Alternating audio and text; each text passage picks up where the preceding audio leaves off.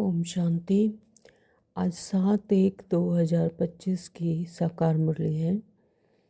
बाबा ने इस मुरली में आज ज्ञान के शौकीन बच्चों के बारे में बताया और बाबा ने इस नई दुनिया में ले जाने के लिए बाबा शिव बाबा कैसे आते हैं और इस पुरानी दुनिया से छुड़ा कर ले जाते हैं, इसके बारे में समझाया। बाबा ने विचार सागर मंथन के लिए कहा। ईश्वरीय मिशन क्या है इसके बारे में बताया। हम सब हैं मुख वंशावली ब्राह्मण, यह बताया। तुम्हें सबका कल्याण करने का शौक़ होना चाहिए, ऐसा बाबा ने इस मुरली में बताया। माया पर जीत पाकर कर्मातीत अवस्था कैसे पानी है, इसके बारे में मंथन किया।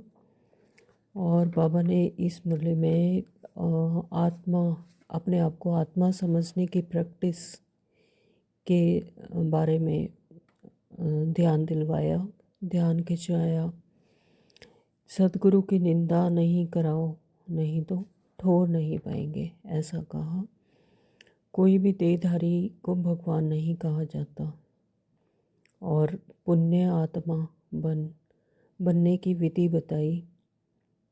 और बाबा ने इसमें वरदान में स्वयं के प्रति इच्छा मात्र अविद्या बनने के बारे में ध्यान खिंचाया।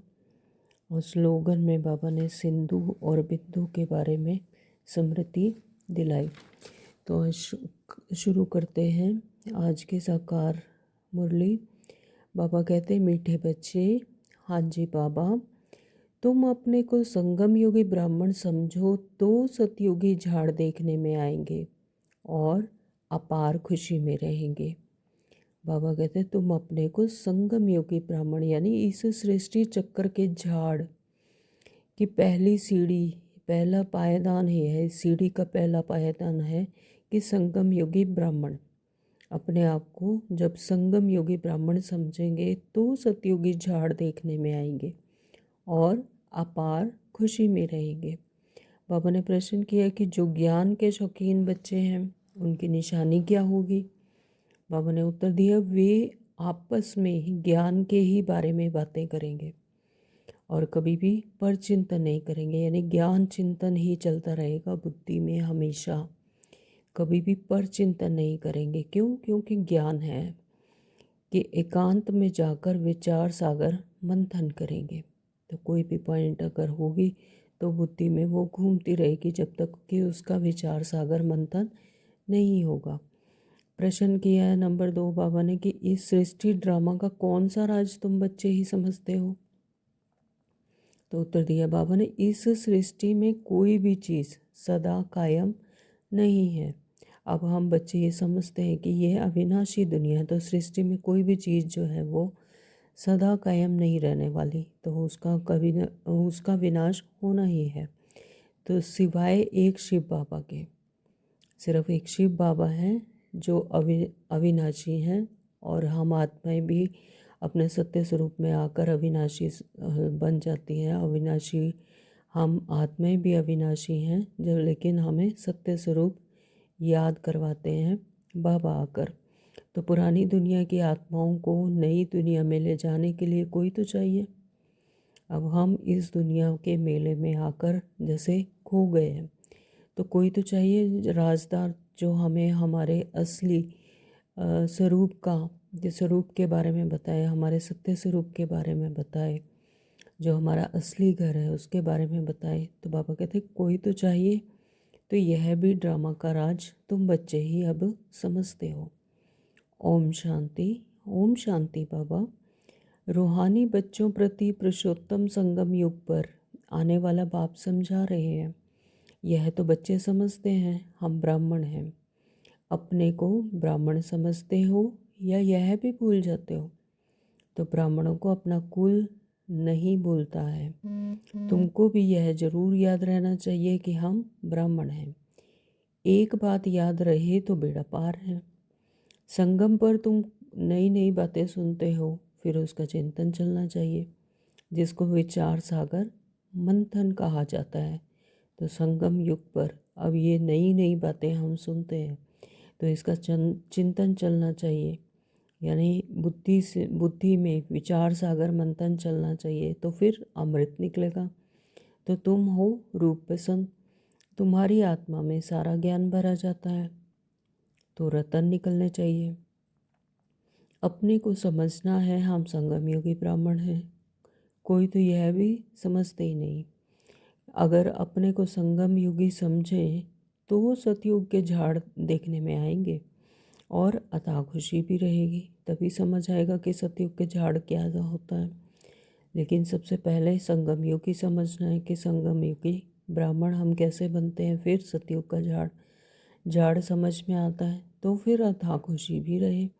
तो बाप समझाते हैं कि यह अंदर रिपीट होना चाहिए, हम संगम युग पर हैं, यह भी तुम्हारे सिवाय और किसी को पता नहीं है। तो यह निश्चय होना चाहिए कि अभी हम संगम युग पर हैं। संगम युग की पढ़ाई टाइम भी लेती है, तो यह एक ही पढ़ाई है नर से नारायण बनने की, नरकवासी से स्वर्गवासी बनने की, है ना, नरकवासी से स्वर्गवासी बनने की। तो यह याद रहने से भी खुशी रहेगी।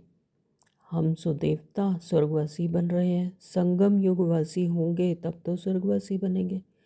जब संगम युग पर परमात्मा से मिलन होगा, संगम पर आके परमात्मा हमें ज्ञान देंगे, तो हम वैसी धारणाएं करेंगे, ज्ञान उठाएंगे, ज्ञान की धारणा करेंगे, तभी तो स्वर्गवासी बनेंगे।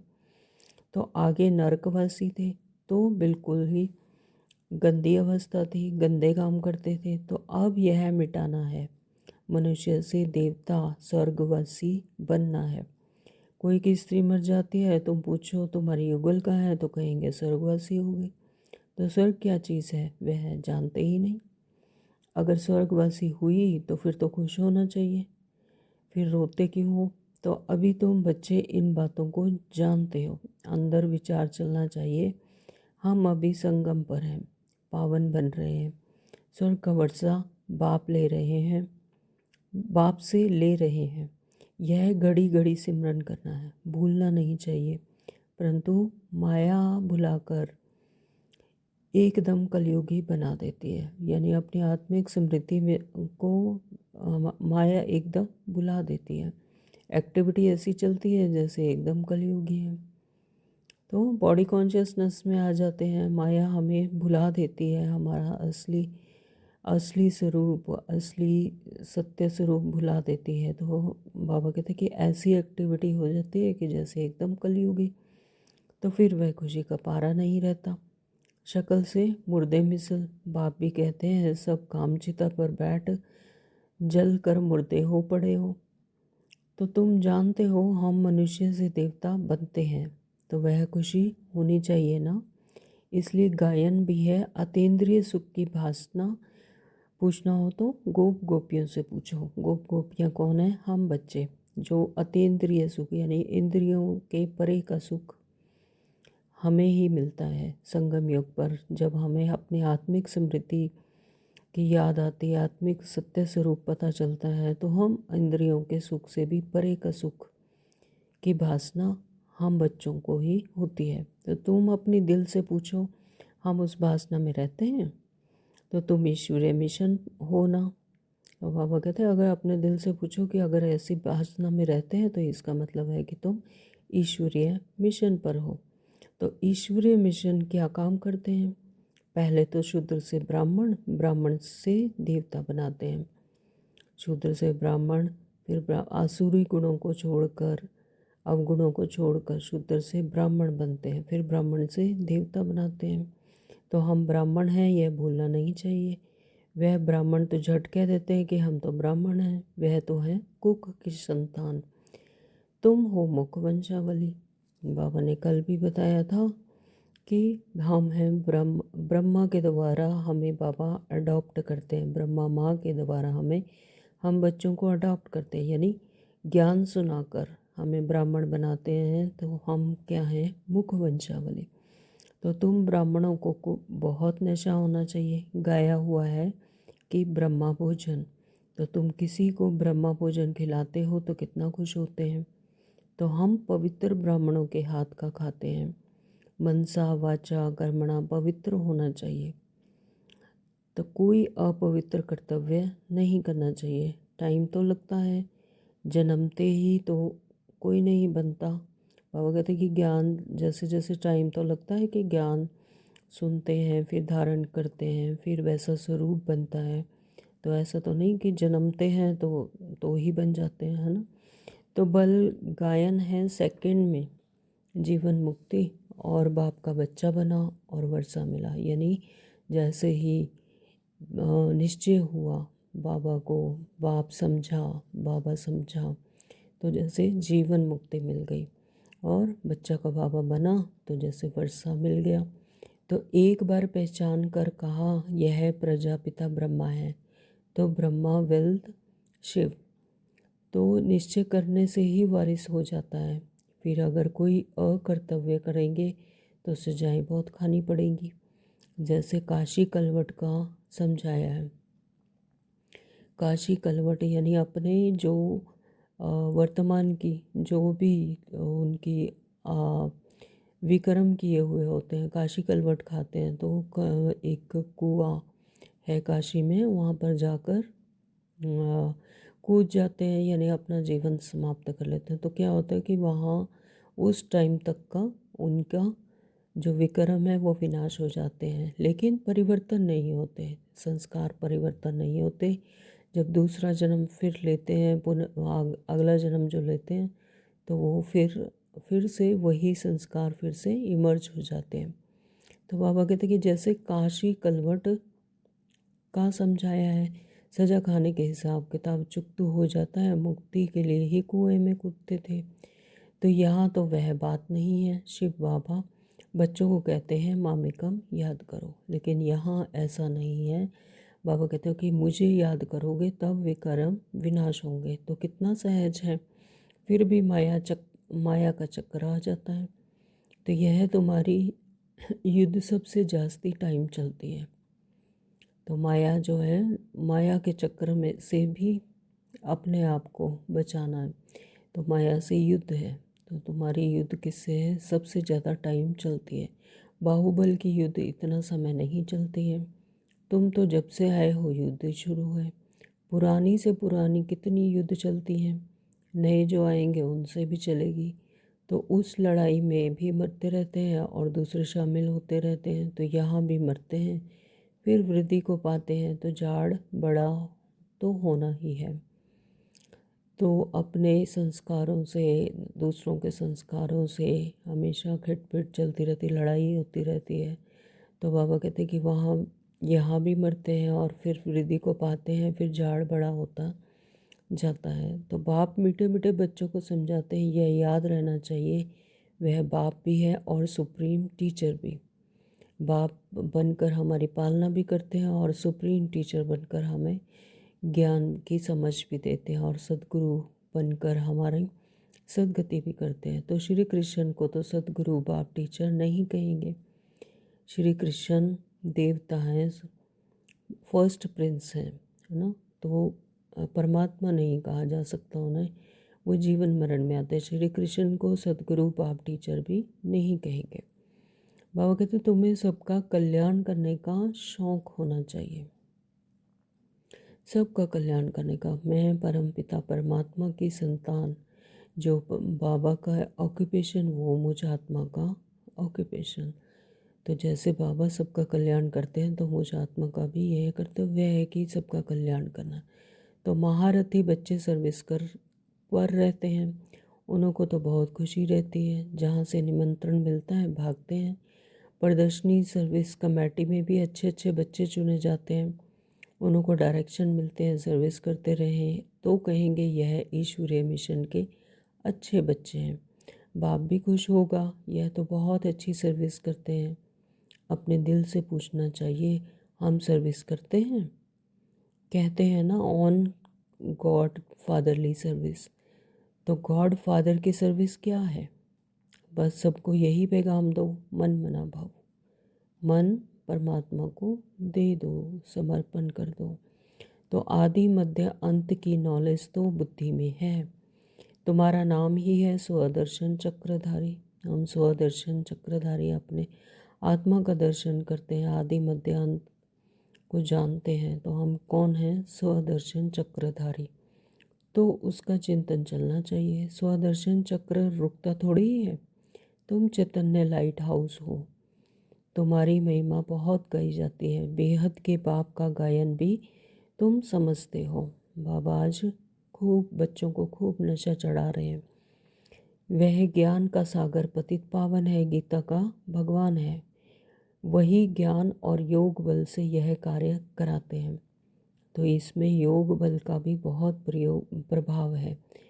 भारत का प्राचीन योग मशहूर है, वह तुम अभी सीखते हो। सन्यासी तो हठ योगी हैं, वे घर बार छोड़कर जंगलों में चले जाते हैं, हठ योगी हैं। तो वह पतितों को पावन बना ना सके, लेकिन वह पतितों को पावन नहीं बना सकते। ज्ञान है ही एक बाप के पास, तो स्वयं परमपिता परमात्मा इस सृष्टि के रचयिता खुद आकर ज्ञान देते हैं। तो ज्ञान से तुम जन्म लेते हो। गीता को माई बाप कहा जाता है, माता पिता है ना, तो ज्ञान क्या है? माई बाप। तुम शिव बाबा के बच्चे हो, फिर माता पिता चाहिए ना। तो मनुष्य तो भल गाते हैं, परंतु समझते थोड़ी हैं। बाप समझाते हैं, इसका अर्थ बहुत गहरा है, कितना गोया है। गॉडफादर कहा जाता है, फिर माता पिता क्यों कहा जाता है? बाबा ने समझाया है, भल सरस्वती है, परंतु वास्तव में सच्ची सच्ची मदर ब्रह्मपुत्र है। बाबा कहते हैं कि बाबा ने समझाया कि भल सरस्वती है, परंतु वास्तव में तो सच्ची सच्ची मदर ब्रह्मपुत्र है। सागर और ब्रह्मपुत्र है, पहले पहले संगम इनका होता है, फिर बाबा इनमें प्रवेश करते हैं। ये कितनी महीन बातें हैं। बहुतों की बुद्धि में यह बातें रहती नहीं, तो चिंतन करें। बिल्कुल कम बुद्धि है, कम दर्जा पाने वाले हैं, उन्हों के लिए बाप फिर भी कहते हैं अपने को आत्मा समझो। यह तो सहज है ना। हम आत्माओं का बाप है परमात्मा। वह तुम आत्माओं को कहते हैं मामे कम याद करो तो विकर्म विनाश हो। यह है मुख्य बात। डल बुद्धि वाले भी बड़ी बातें समझ ना सके, इसलिए गीता में भी है मन मना भव। तो यह सब गीता में भी लिखा हुआ है, मन मना भव। सभी लिखते हैं बाबा याद की यात्रा बहुत डिफ़िकल्ट है, घड़ी घड़ी भूल जाते हैं, कोई न कोई पॉइंट पर हारते हैं, कोई ना कोई पॉइंट पर हारते हैं। ये बॉक्सिंग है माया और ईश्वर के बच्चों की। इसका किसी को भी पता नहीं है, ये ज्ञान कितना गुप्त है। तो माया और ईश्वर के बच्चों की यह बॉक्सिंग है। तो माया बार बार आकर अटैक करती है और बच्चे उस पर जीत पाते हैं। तो बाबा ने समझाया कि माया पर जीत पाकर कर्मातीत अवस्था में जाना है। माया पर जीत पाएंगे तभी कर्मातीत अवस्था बनेगी। तो पहले पहले तुम आए हो तो कर्म संबंध में, उसमें आते आते फिर आधा कल्प बाद तुम कर्म बंधन में आ गए हो। बाबा कहते कि उसमें आते आते फिर आधा कल्प के बाद, द्वापर युग के बाद फिर कर्म बंधन में आ गए। फिर कर्म बंधन में पार्ट में जो भी कर्म किए उसका हिसाब किताब बना, यानी आत्मिक स्थिति को भूल गए, तो फिर कर्म बंधन में आ गए। पहले पहले तुम पवित्र आत्मा थी, कर्म बंधन का ना सुख का ना दुख का था। बाबा ने कहा कि सबसे जब तुम सृष्टि चक्कर में आए तो तुम आत्मा पवित्र आत्मा थी, और कर्म बंधन ना सुख का था ना दुख का। फिर सुख के संबंध में आए, यह भी अभी तुम समझते हो। हम संबंध में थे, अभी दुख में हैं, फिर जरूर सुख में होंगे। तो यह सृष्टि चक्कर ऐसे ही चलता है। तो फिर दुख के बाद सुख, सुख के बाद फिर दुख। तो नई दुनिया जब थी तो मालिक थे, पवित्र थे, अभी पुरानी दुनिया में फिर पतित हो पड़े हैं, तो फिर हम सो देवता बनते हैं। तो यह याद करना पड़े ना। तो यह सृष्टि चक्कर आदि मध्य अंत का ज्ञान बाबा कहते हैं याद करना पड़ता है। तो बाप कहते हैं तो मुझे याद करो तो तुम्हारे पाप मिट जाएंगे, तुम मेरे घर में आ जाएंगे, वाया शांति धाम सुख धाम में आ जाएंगे। पहले शांति धाम में फिर सुख धाम में, यानी स्वर्ग में।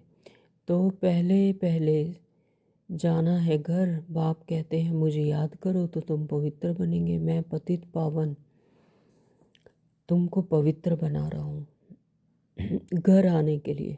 ऐसे ऐसे अपने से बातें करनी होती हैं, यानी पवित्र बने बिना घर नहीं जा सकते। तो बाबा हमें पवित्र बनाते हैं ज्ञान देकर। ज्ञान के द्वारा हम पतितों को, जो 63 जन्मों से पतित बने हुए हैं, तो हमें पवित्र बनकर अपने घर जाना है बाबा के साथ।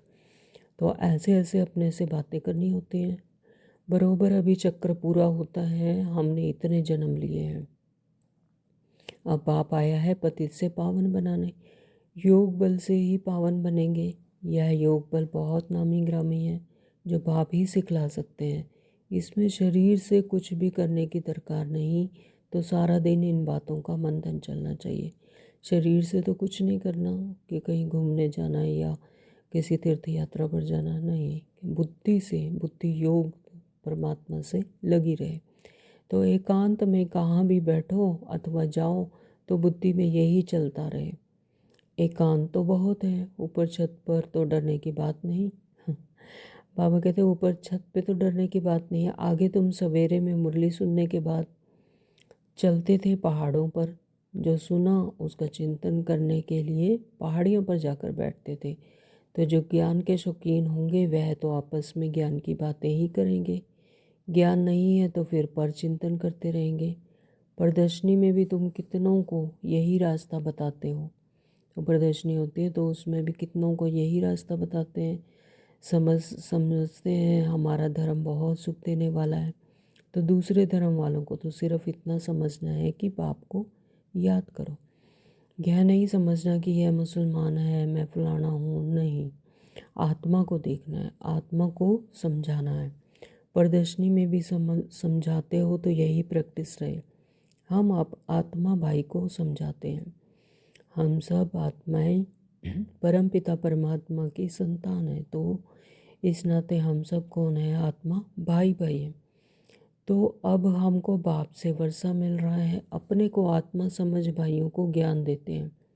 अभी चलो बाप के पास, बहुत समय बिछड़े हुए हो तो वह है शांति धाम। यहाँ तो कितनी अशांति दुख आदि है। अब बाप कहते हैं अपने को आत्मा समझने की प्रैक्टिस डालो तो नाम रूप देह सब भूल जाए।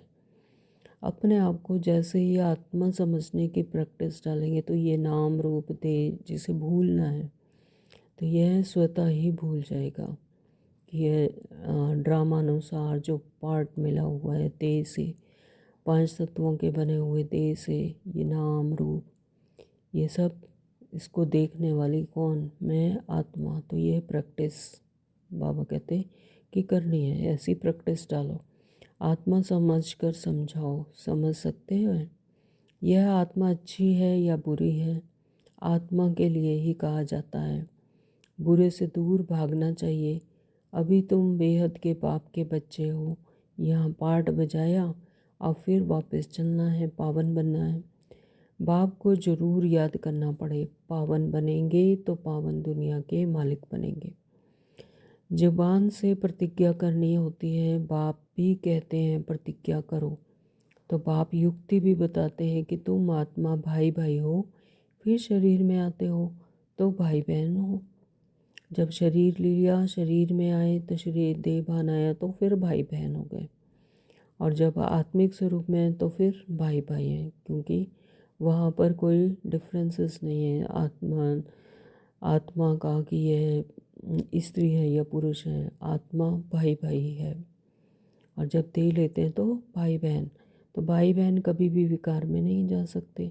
पवित्र बन और बाप को याद करने से ही तुम विश्व के मालिक बन जाएंगे। समझाया जाता है माया से हारे फिर उठकर खड़े हो जाओ। जितना खड़े होंगे उतनी प्राप्ति होगी, न घाटा और न जमा होता है। जितना खड़े होंगे यानी जितना ज्ञान को समझेंगे, माया से हारे नहीं, फिर मतलब उठकर खड़े हो गए, माया से, माया जीत बन गए तो खड़े हो गए तो प्राप्ति होगी। तो बाबा कहते हैं ना घाटा और ना जमा, और जमा तो होता है ना। घाटा नहीं होता, जमा होता है। आधा कल्प जमा फिर रावण राज्य में ना हो जाता है। हिसाब है ना, जीत जमा हार ना। तो अपनी पूरी जांच करनी है। बाप को याद करने से तुम बच्चों को खुशी होगी। वह तो सिर्फ गायन करते हैं, समझते कुछ नहीं, बेसमझी से सब कुछ करते हैं। तुम तो पूजा आदि करते नहीं, तो बाकी गायन तो करेंगे ना। तो उस एक बाप का गायन है अव्यभिचारी। बाप का गायन है अव्यभिचारी, सिर्फ एक परमात्मा को याद करना है। बाप आकर तुम बच्चों को आपे ही पढ़ाते हैं, तुम्हें कुछ प्रश्न पूछने की भी दरकार नहीं है। चक्र स्मृति में रहना चाहिए, समझना चाहिए कैसे हम माया पर जीत पाते हैं और फिर हार खाते हैं।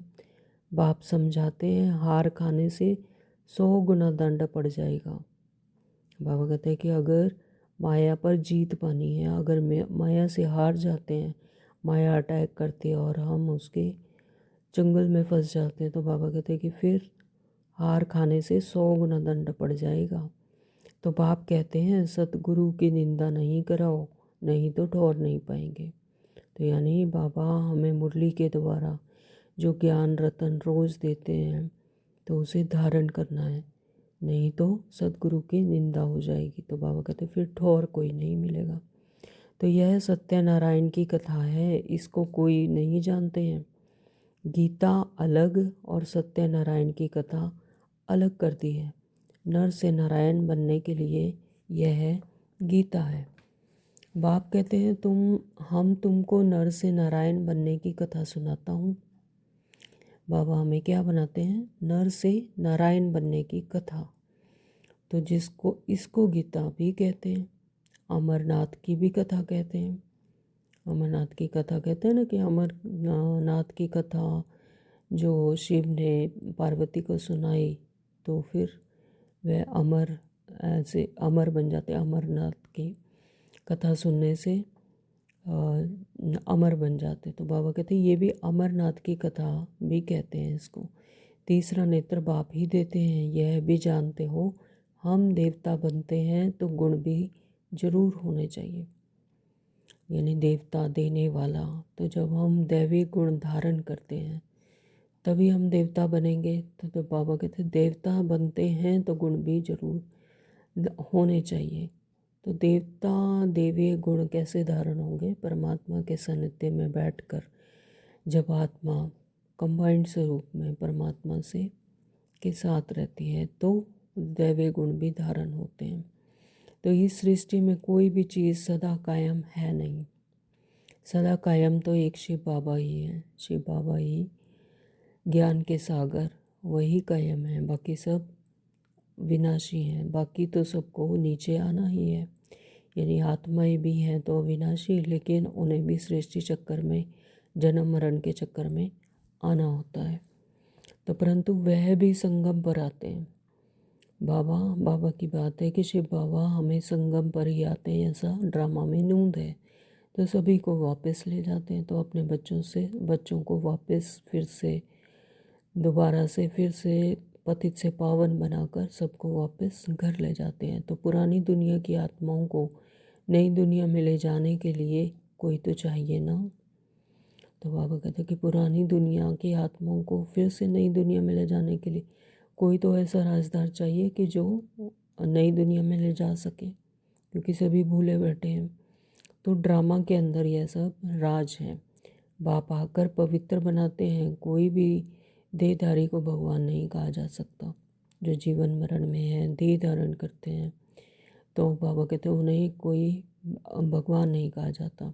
शिव बाबा तो अवतरित होते हैं और ब्रह्मा बाबा के शरीर के देह का आधार लेकर हम बच्चों को ज्ञान सुनाते हैं, ज्ञान की धारणा करवाते हैं। तो बाबा कहते हैं कि कोई भी देहधारी भगवान नहीं कहा जा सकता। इस समय बाप समझाते हैं आत्मा के पंख टूटे हुए हैं तो उड़ नहीं सकती। आत्मा के पंख टूटे हुए हैं, यानी आत्मा अपने आप को शरीर ही मान चुकी है, देह मान चुकी है और पार्ट को ही अपने आप को समझ रही है।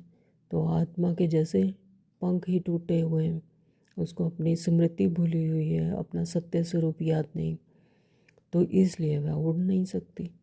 तो बाप आकर ज्ञान और योग के पंख देते हैं, तो फिर परमात्मा हमें ज्ञान और योग के पंख देते हैं, यानी अपनी आत्मिक स्मृति की याद दिलाते हैं कि बच्चे तुम भी मेरी तरह ही, जैसे मैं हूँ वैसे ही तुम बच्चे भी ज्योति स्वरूप हैं। तो ऐसे ज्ञान और योग के पंख देते हैं। तो योग बल से तुम्हारे पाप भस्म हो जाएंगे, पुण्य आत्मा बन जाएंगे। तो जैसे जैसे योग बल, योग बाबा से कंबाइंड स्वरूप में शक्ति लेकर सारे पाप भस्म हो जाएंगे और पुण्य आत्मा बन जाएंगे। तो पहले पहले तो मेहनत भी करनी चाहिए, इसलिए बाप कहते हैं मामिकम याद करो और चार्ट रखो। तो बाबा आज चार्ट रखने के लिए कह रहे हैं कि मामिकम याद करो, मुझे कितना कितना याद करते हो इसका भी चार्ट रखो। तो चार्ट रखने से क्या होता है, इससे तीव्र पुरुषार्थ होता है। जिनका चार्ट अच्छा होगा वह लिखेंगे और खुशी भी होगी। अभी सभी मेहनत करते हैं और चार्ट नहीं लिखते तो योग का जवार नहीं भरता। तो अभी सभी अगर मेहनत करते लेकिन चार्ट नहीं लिखते तो योग का जवार नहीं भरता है। चार्ट लिखने से फ़ायदा है बहुत, चार्ट के साथ पॉइंट्स भी चाहिए। तो फिर चार्ट लिखेंगे तो याद रहेगा कि आज हमने ये किया और आगे हमने ये करना है। तो उससे क्या होगा, और भी ज़्यादा जौहर भरेगा योग में। तो चार्ट लिखने से फ़ायदा है बहुत, चार्ट के साथ पॉइंट्स भी चाहिए। चार्ट में तो दोनों लिखेंगे, सर्विस कितनी की और याद कितना किया। पुरुषार्थ ऐसा करना है जो पिछाड़ी में कोई भी चीज़ याद ना आए, अपने को आत्मा समझ पुण्य आत्मा बन जाए, यह मेहनत करनी है। पिछाड़ी में कोई भी चीज़ याद ना आए तो जैसी मति वैसी गति। तो बाबा कहते कि लास्ट टाइम में ऐसी कोई चीज़ याद ना आए, ऐसी कोई खींच ना पड़े जिससे कि आत्मा को अपनी आत्मिक स्मृति भूलकर दूसरी देह की चीज़ें याद आए, तो अपने को आत्मा समझ पुण्य आत्मा बन जाए। तो यह मेहनत करनी है। अच्छा, मीठे मीठे सिकलदी बच्चों प्रति माता पिता बाप दादा का याद प्यार और गुड मॉर्निंग। रूहानी बाप की रूहानी बच्चों को नमस्ते। हम रूहानी बच्चों के रूहानी बाप को नमस्ते जी, नमस्ते जी, नमस्ते जी। शुक्रिया बाबा, शुक्रिया। बाबा ने धारणा के लिए मुख्य सार आज नंबर 1 बताया कि एकांत में ज्ञान का मनन चिंतन करना है। एक के अंत में बुद्धि अटल अडोल, बुद्धि इधर उधर न भटके, ज्ञान का मनन चिंतन करना है। याद की यात्रा में रह माया पर जीत पाकर कर्मातीत अवस्था को पाना है। याद की यात्रा जितनी ज़्यादा रहेगी उतने ही माया पर जीत पाएंगे। तो याद की यात्रा में रहकर माया पर जीत पाकर कर्मातीत अवस्था को पाना है। कोई भी हिसाब किताब बाकी ना रहे, कर्मा अतीत की अवस्था को पाना है। नंबर 2 बाबा ने कहा किसी को भी ज्ञान सुनाते समय बुद्धि में रहे कि हम आत्मा भाई को ज्ञान देते हैं।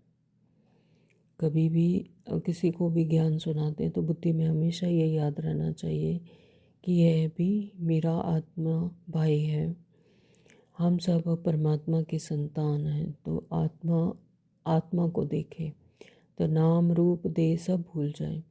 नाम रूप देह को नहीं याद करना, क्योंकि उससे फिर देह याद आएगी। तो देह को तो याद ही नहीं करना, किसको याद करना है, आत्मा भाई। आत्मा को, अपने को स्वयं को आत्मा समझ आत्मा को ज्ञान देना। तो पावन बनने की प्रतिज्ञा कर पावन बन, पावन दुनिया का मालिक बनना है। जब ये ऐसी प्रतिज्ञा करेंगे पावन बनने की, तो पावन बनकर पावन दुनिया का मालिक बनेंगे। वरदान दिया बाबा ने स्वयं के प्रति इच्छा मात्र अविद्या बन, बाप समान अखंड दानी और परोपकारी भव। स्वयं के प्रति कोई इच्छा ना, मान शान कुछ भी, कोई इच्छा का पता ही नहीं हो, इच्छा मात्र अविद्या बन, बाप समान, जैसे बाप जैसे अखंड दानी है वैसे अखंड दानी और परोपकारी भव। जैसे ब्रह्मा बाप ने स्वयं का समय भी सेवा में दिया, स्वयं निर्माण बन बच्चों को मान दिया, काम के नाम की प्राप्ति का भी त्याग किया, नाम मान शान सब में परोपकारी बने, अपना त्याग कर दूसरों का नाम किया, तो स्वयं को सदा सेवाधारी रखा, स्वयं को सदा सेवाधारी रखा, बच्चों को मालिक बनाया।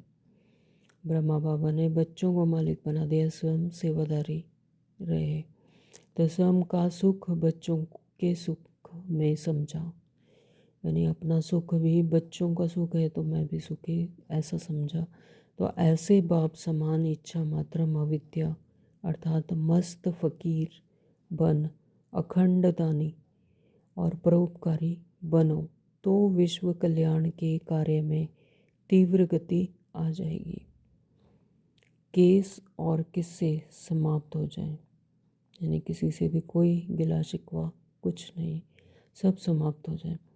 स्लोगन दिया बाबा ने, ज्ञान गुण धारणा में सिंधु बनो, ज्ञान गुण और धारणा में सिंधु बनो, यानी सागर समान बन जाओ, और स्मृति में बिंदु बन जाओ, यानी सब कुछ समेट लो और स्मृति में बिंदु बन जाओ।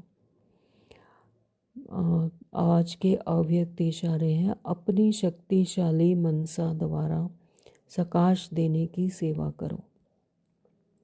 अभी आप बच्चे अपने श्रेष्ठ शक्तिशाली संकल्प द्वारा सकाश दो, कमज़ोरों को बल दो, अपने पुरुषार्थ का समय दूसरों को सहयोग देने में लगाओ, यानी जो अपना पुरुषार्थ का समय है वह भी दूसरों को सहयोग देने में लगाओ, आप समान बनाओ।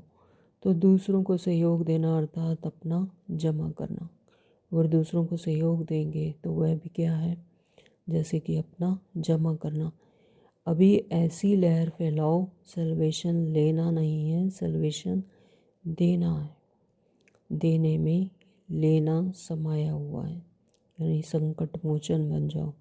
सल्वेशन लेना नहीं है, सल्वेशन देना है, और बाबा कहते हैं कि देने में लेना समाया हुआ है। ओम शांति। Thank you Baba.